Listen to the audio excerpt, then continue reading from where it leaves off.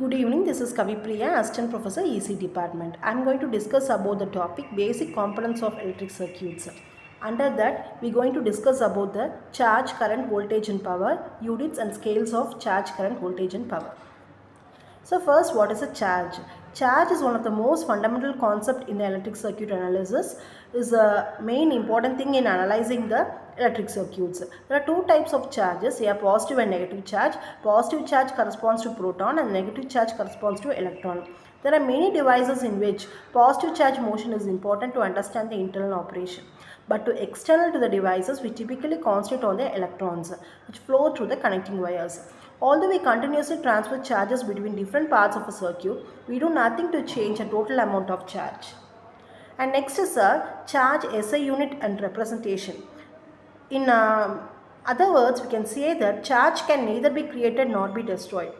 So, the charge is a motion that charges in motion represents a current. In SI system, the fundamental unit of charge is a coulomb.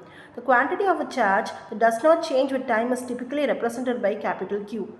The instantaneous amount of charge is commonly represented by small q, or we can represent it as a small q of t also. And next, the definition of current using charge. It is defined in terms of ampere by counting a total amount of charges that passes through an arbitrary cross-section of wire during an interval of 1 second. 1 coulomb is measured each second for a wire carrying a current of 1 ampere. And next is the idea of transfer of charge or charge in motion is of vital importance in studying the electric circuits. In moving a charge from one place to another, we may also transfer energy from one point to another. This process is the basis of communication systems such as radio, television and telemetry. The current present in a discrete path has both a numerical value and direction associated with it. It is a measure rate at which a charge is moving past a reference point in a specified direction. And what is the SI unit and representation of current? A contribution to the total charge will be negative if negative charge is moving in a reference direction, or if it is positive if it is moving in an opposite direction. I current can be represented by capital I or small I, which is nothing but dq by dt. The unit of current is ampere and it is named after a person, A.M. Ampere, a French physicist. 1 ampere equals 1 coulomb per second. And next is the types of current. It can be a DC, AC, exponential or damped sinusoidal current. And next is a graphical representation of a current. There are two methods of representation for exact same current. And next is a voltage. The voltage across a terminal pair is a measure of work required to move charge through the element. The unit of voltage is volt and 1 volt is same as 1 joule per coulomb. Voltage is represented by capital V or small v. Voltage can exist between a pair of electrical terminals whether a current is flowing or not. According to principle of conservation of energy, the energy is expended in forcing charge to the element must appear somewhere else. And next the sign for voltage terminal. So the terminal B is 5 volt and which is positive with respect to terminal A, and terminal A is 5 volt positive with respect to terminal B.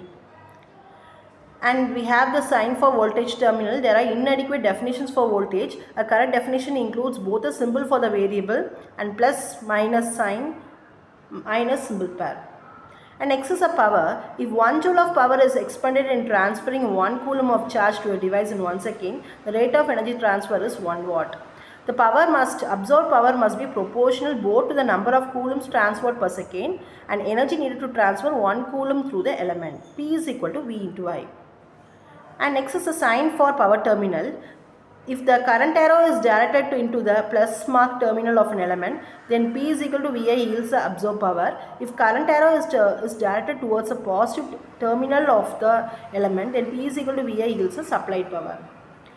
Next is a voltage and current sources. Using a concept of current and voltage, it is possible to be more specific in defining a circuit element. The mathematical model which we will use to analyze its behavior in a circuit. All simple circuit elements can be classified according to relationship of a current through the element to the voltage across the element.